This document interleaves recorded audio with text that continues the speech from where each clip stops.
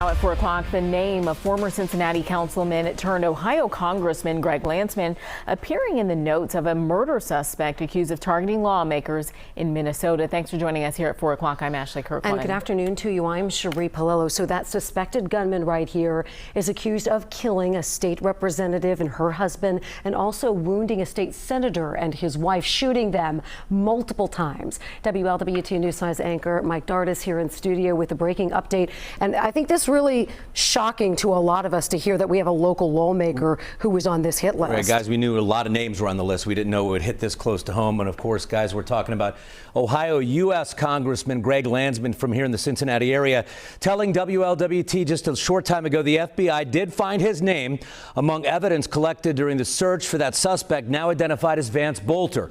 He was notified Sunday, Landsman was, and got extra security until the suspect was arrested. Today in federal court, the acting U.S. attorney says Bolter actually went to the homes of 4 lawmakers with the intent to kill. Vance Bolter inflicted unimaginable harm to our community Saturday morning, and he did it while impersonating the very people who are trusted to protect and serve. Investigators say these haunting surveillance images show murder suspect Vance Bolter wearing a mask, police-style badge, and tactical vest as he approaches the front door of Democratic State Senator John Hoffman early Saturday morning. Bolter accused of shooting and wounding Hoffman and his wife shortly before he shot and killed State Representative Melissa Hortman and her husband. Authorities capturing him after a massive manhunt roughly 43 hours later.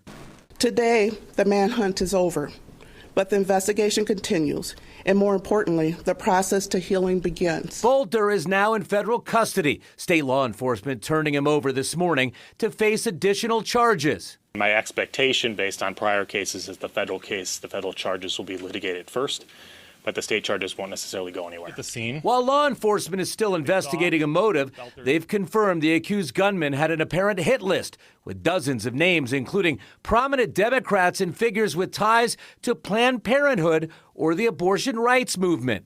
It is a frightening time we are living in. Political violence is prevalent, and the way we talk to and about each other has raised the temperature to unfathomable levels. We cannot continue on this way. U.S. Representative Landsman thanking Cincinnati police and Capitol Police for their guidance, arranging increased security for the congressman and his family until the suspect was found. Prosecutors are saying that Bolter researched his victims and their families using the internet to somehow find their addresses and other personal information. Right now, unclear if he was planning to target Landsman or his house here in the Cincinnati area. Mike Dardis, WLWT News 5.